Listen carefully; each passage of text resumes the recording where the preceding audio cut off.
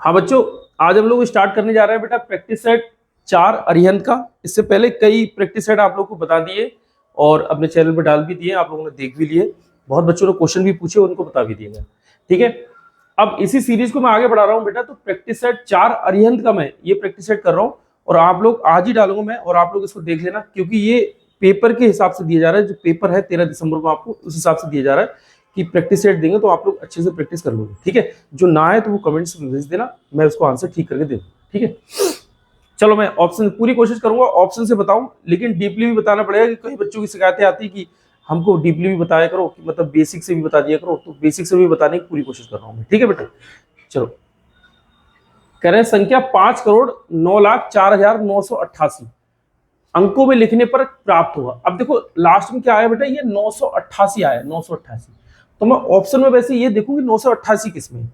ये देखो 988 इसमें है, 988 इसमें है, लास्ट में 988 इसमें बैठा है, 900 ये 908 बैठा है और ये 988 बैठा है। मतलब ये वाला नहीं बैठा है, पता है ये तीनों बैठा है 988।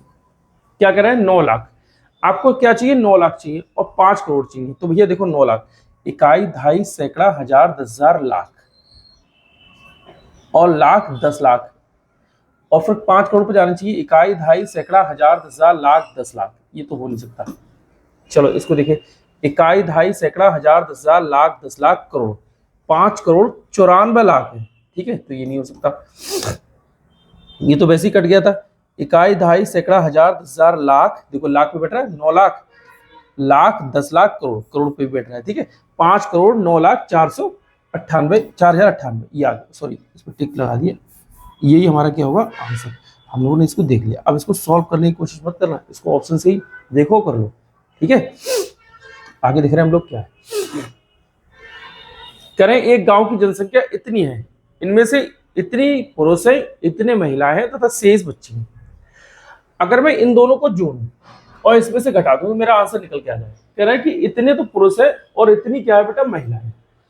तो मैं इन दोनों को जोड़ने के लिए ये कर लूं, यहां पर वैसे ऐसे ही मैं जोड़ दूं तो बहुत बढ़िया रहेगा। जैसे अगर मैं ये देखूं 2 और 7 कितना हो जाएगा 9।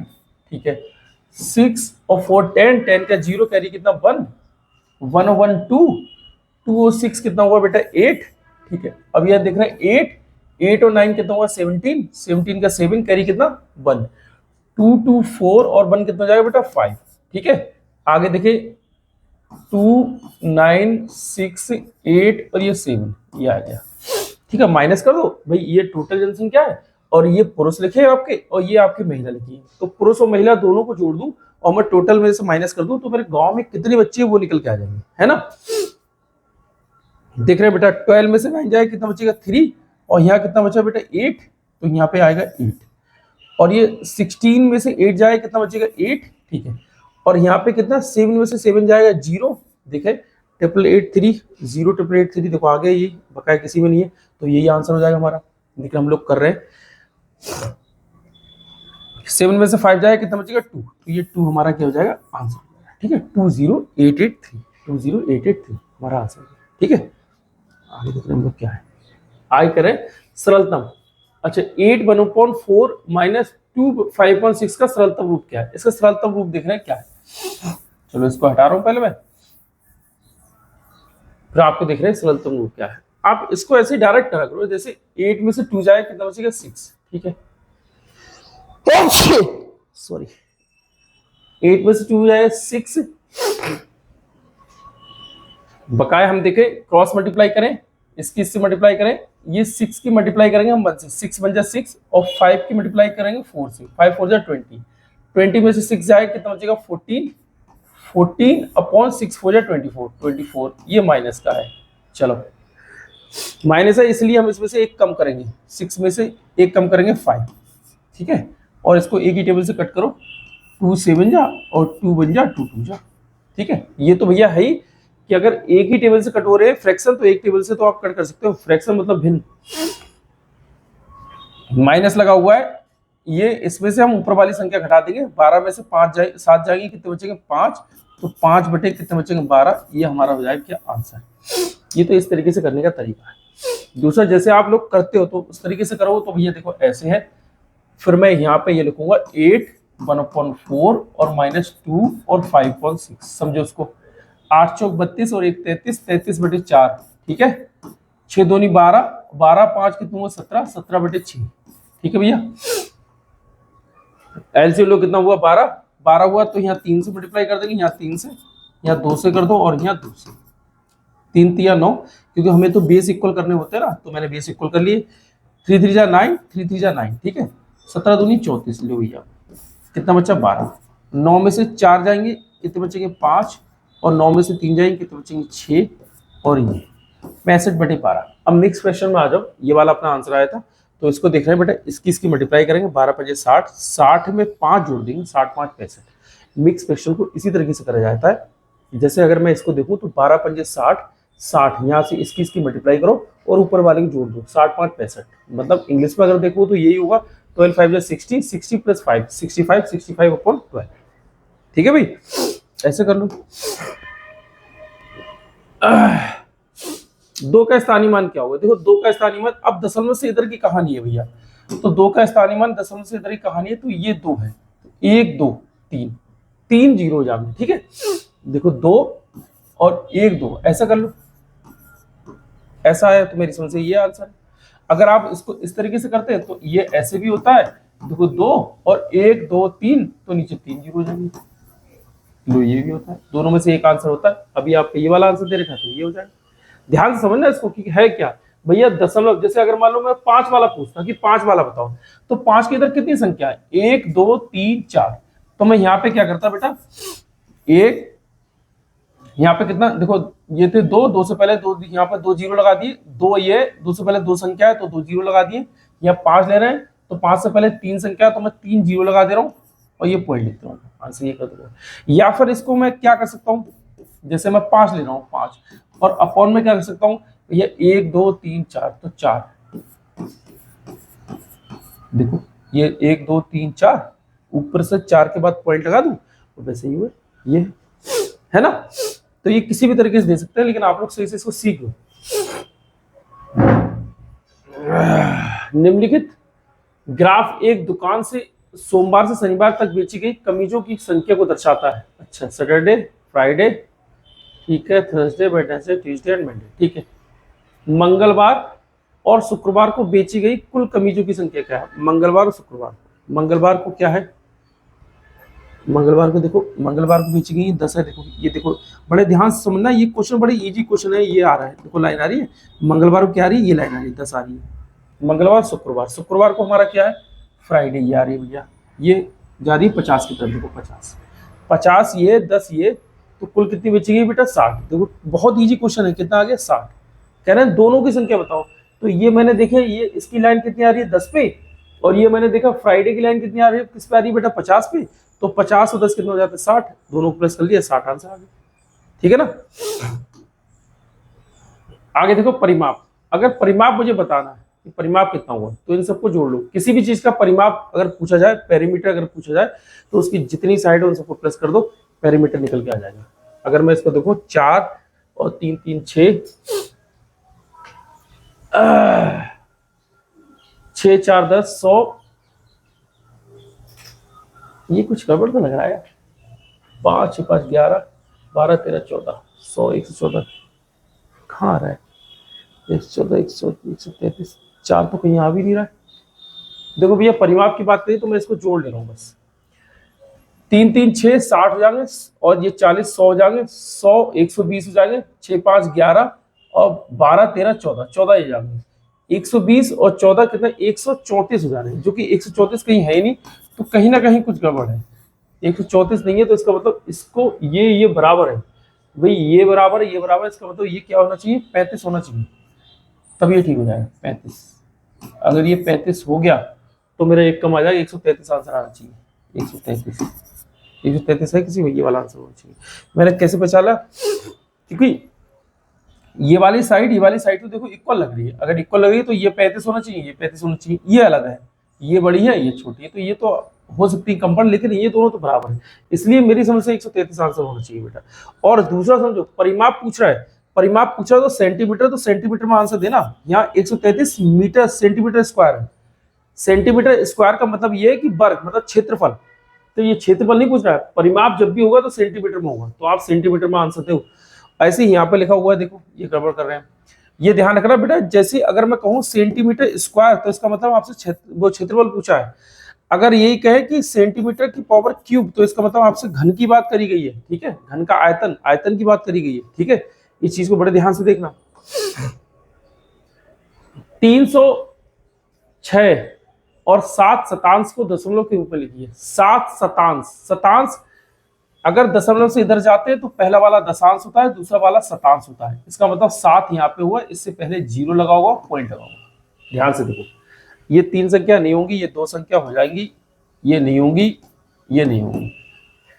कह रहा है 306, 306 देखो ये कुल 30 लिखा है, ध्यान से समझो, ये कुल 30 लिखा है, ले ही नहीं सकते। 306 ठीक है, 306 ठीक है, 306 ठीक है, ये तीनों ठीक है, लेकिन कह रहे हैं कि 306 और 7 शतांश, शतांश का मतलब दूसरे वाले पे, क्योंकि पहला वाला दशांश होता है, दूसरा वाला शतांश होता है, तो दूसरा वाला शतांश ये वाला है, ठीक है, ये दशांश शतांश, ये नहीं होगा बेटा, ये तीन वाला, ये तो हम ले नहीं सकते, ये नहीं ले सकते।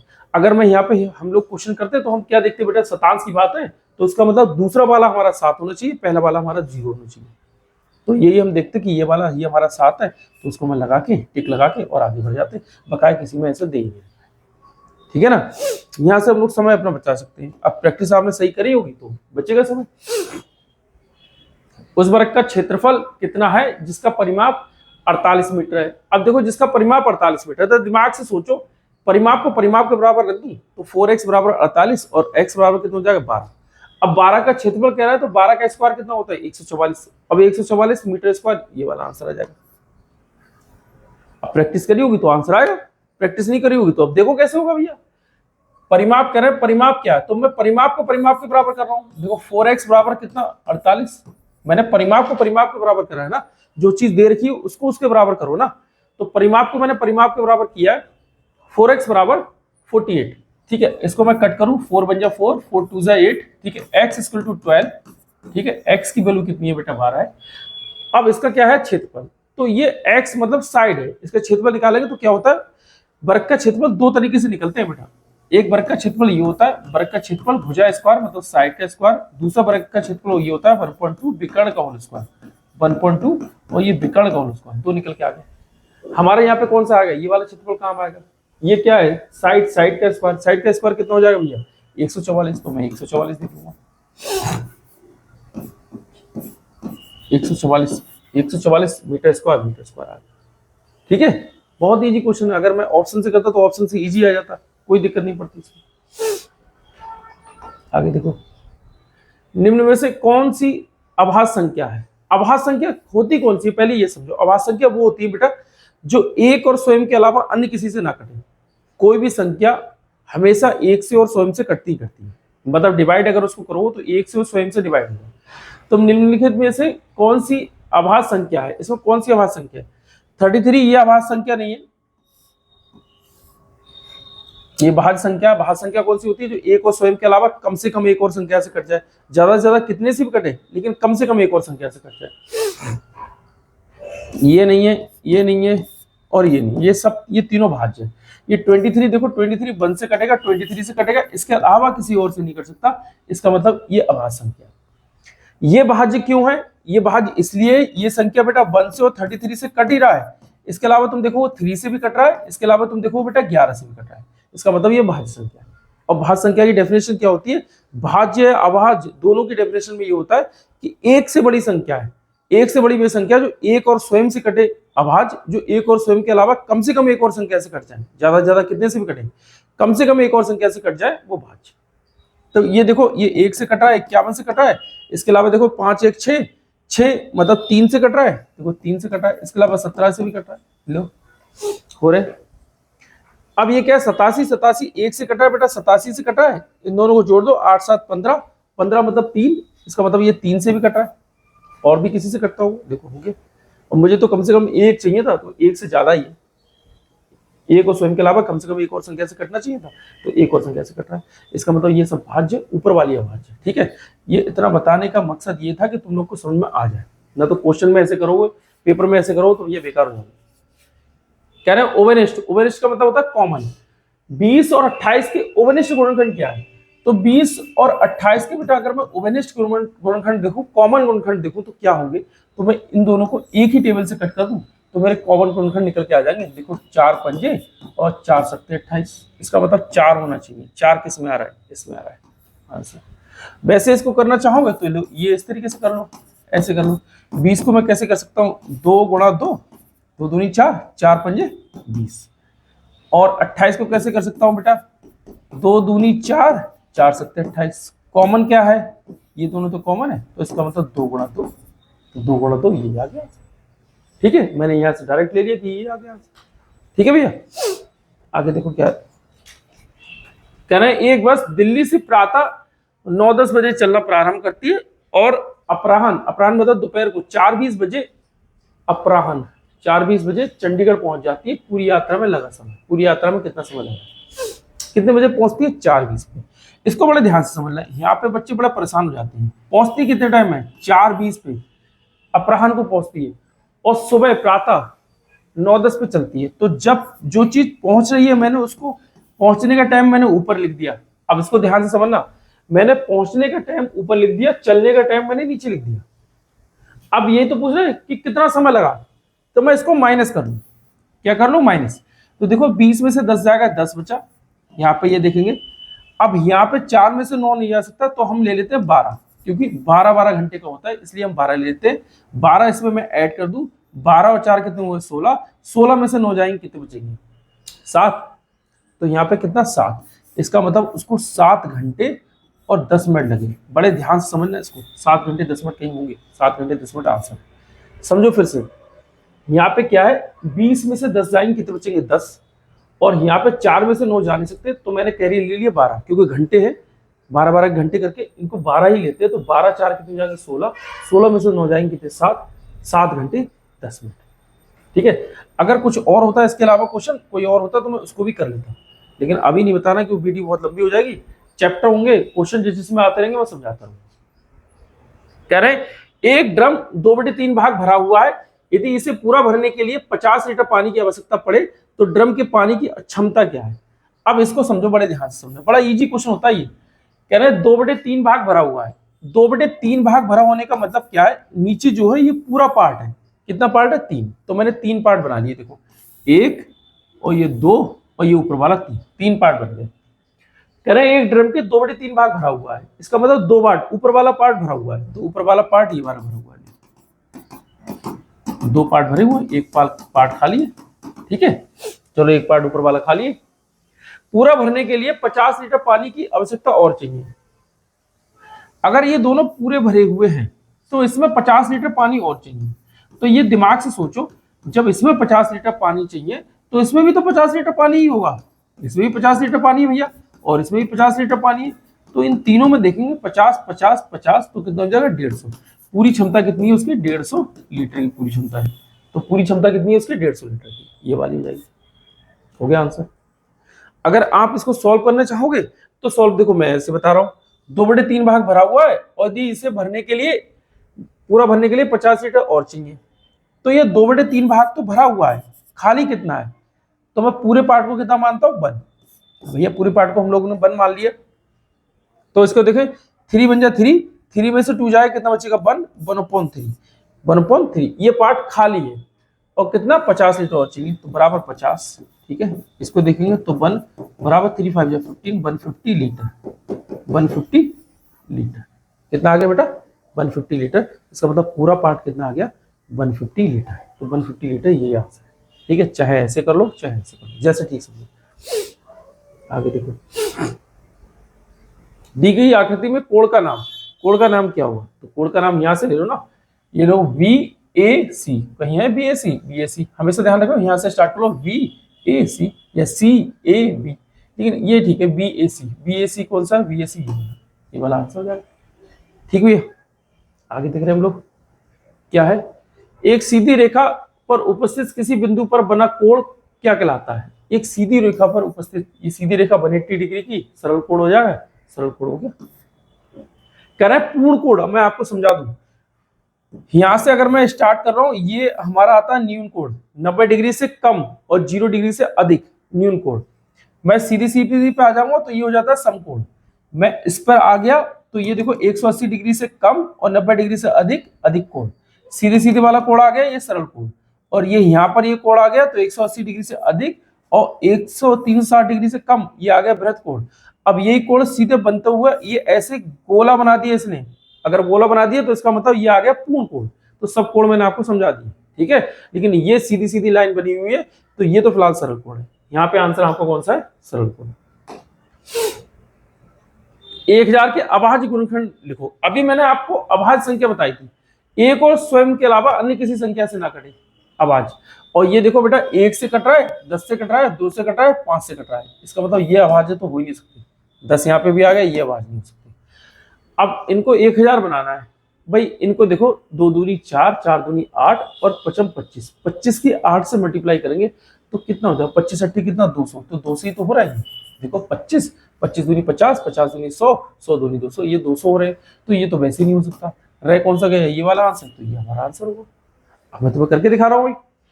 देखे 5 25, 25 पंजे 125, 125। अब इनकी मल्टीप्लाई करो, 2 दूनी 4, 4 दूनी 8, 8। ठीक है। अब देखो 25 की अगर मैं 8 से मल्टीप्लाई करूंगा 200 हो जाएगा, और 25 की यहाँ 2 जीरो मान लो, 25 की अगर मैं वो 8 की मैं अगर 100 से मल्टीप्लाई करूंगा तो 800 हो जाएगा, और दोनों को जोड़ूंगा तो 1000 हो जाएगा। ये 1000 है। सॉरी, ये तो मैंने करने के तरीके बताए आपको। अब आप कहोगे ना हम तो वैसे करेंगे, तो ऐसे करो तो ऐसे कर लो। देखो 2 पंजे 10, 2 जीरो, अब 2 दूनी 4, 1, 2 पंजे 10, ये आ गया, 5 25, ये आ गया, 5 एकम 5, ये आ गया, 2 पंजे 10, ये आ गया, और 5 एकम 5। अब देखो 1 2 3, तो 1 2 3 ये आ गया, 2 1 2 3, तो 1 2 3 ये आ गया, है पूरा। ऐसे करो तो थोड़ा समझ आएगा, थोड़ा सा अगर सोच के कर लो तो ये इजीली हो जाएगा, ऑप्शन से ये आंसर आ जाएगा, बहुत जल्दी आंसर आ जाएगा। ठीक है, आगे देखो, एक बस 8 घंटे में 400 किलोमीटर की दूरी तय करती है, बस की औसत चाल। पहली बात, तुम्हारे में ये चाल दूरी वाला क्वेश्चन आ नहीं रहा है, और अगर है तो इसको समझो। चाल बराबर क्या होता है? दूरी बटे समय, speed equal to distance upon time. तो दूरी कितनी है? 400, और समय कितना? 8। तो यहाँ से क्या आ जाएगी? चाल निकल के आ जाएगी 4। तो देखो 8 घंटे, तो ये क्या है बेटा? 50 किलोमीटर प्रति घंटा, 50 किलोमीटर प्रति घंटा। ठीक है, ये 50 किलोमीटर प्रति घंटा। तो ये कौन सा 50 किलोमीटर प्रति घंटा? ये आ गया। ठीक है, आगे समझो, इसको सॉल्व कर रहे हैं भैया।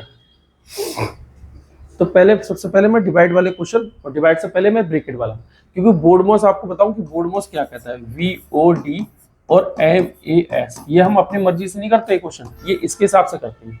जैसे ऊपर ये बार लगा हुआ है तो मैंने बार लगा दिया, ये ब्रैकेट, ये वाला ब्रैकेट, ये वाला ब्रैकेट, और ये O मिस ऑफ, और ये हिंदी में कहा हुआ यहाँ मल्टीप्लाई के साइन, D4 डिवाइड और मल्टीप्लाई, एडिशन और सब्सट्रैक्शन। यहाँ तक क्लियर? यहाँ तक क्लियर? चलो ये यहाँ तक क्लियर। अब देखो मैं इसको कर रहा हूं, ये सबसे पहले मैं इसको सॉल्व करूंगा, और इससे पहले मैं ब्रैकेट वाला सॉल्व करूंगा। तो 5 3 15, 5 3 15, 15 को मैं डिवाइड करूंगा इससे, 15 5 75, मतलब 5, यहाँ पे 5 आ गया प्लस ऐसे ही। और अब किसको करूंगा? अब मैं इनको सॉल्व कर लूं, क्योंकि ये डिवाइड वाला सॉल्व होता है। देखो डिवाइड प्लस माइनस और मल्टीप्लाई, तो डिवाइड प्लस माइनस और मल्टीप्लाई, सबसे पहले कौन सा आ गया? डिवाइड वाला आ गया, तो मैं डिवाइड वाला यहाँ सॉल्व करूंगा। तो इसको देखूंगा बेटा, 2 बन जा 2, 2 एकम 2, और फिर उसके बाद मल्टीप्लाई करना है। मल्टीप्लाई आ गया देखो दूसरे नंबर पर, तो तुरंत मल्टीप्लाई कर लो, 25 एकम 25, तो ये 25 हो जाएगा। मतलब इसको मैं लिख कैसे लूं? 16 और प्लस 25 एकम 25, 25 और गुणा 17 माइनस 27, बस प्लस का 5 आएगा। देखो अब इसको मल्टीप्लाई करें भैया, 17 पंजे 85 की 5 हासिल 8, 17 एकम 17, 17 दूनी 34, और 34 और प्लस 8 42, और माइनस 16 5 कितना हुआ बेटा? 21। ठीक है, अगर मैं देखूं 21 किसका? प्लस का, और माइनस का 27, 7 में से एक जाए कितना बचेगा? 6, और 425, कुछ गड़बड़ सा लग रहा है। 6 5 11, मतलब 431, कहीं कुछ गड़बड़ हो गया है। 431 आंसर है भी नहीं, देख रहे हैं कुछ गड़बड़ कहाँ पे हुआ है। ठीक है, 16 5, ठीक है, ये 27 है। अगर मैं इसको देखूं तो है कितना, कहीं तो कुछ ना कुछ तो हुआ है। 2 एकम 2, 25 कम 25, और 25 की 17 की मल्टीप्लाई करें, 17 पंजे 85 की 5 इसे लगा, 17 85 की 5, 8 34,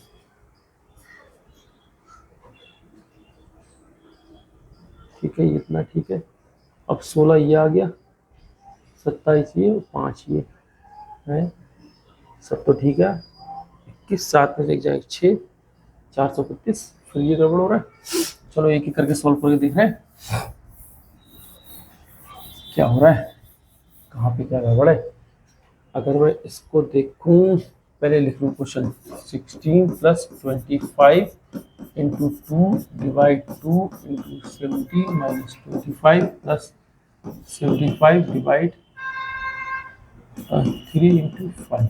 ठीक है, अगर मैं देखूं तो 3 ये डिवाइड है, 5 3 15 15 75 5, ठीक है, इसको 2 बन जाए 2, ठीक है, और 25 आ गया, 25 गुणा 17 माइनस 27 और प्लस का ये कितना जाएगा 5, और ये कितना 16 प्लस, यहाँ पे देखें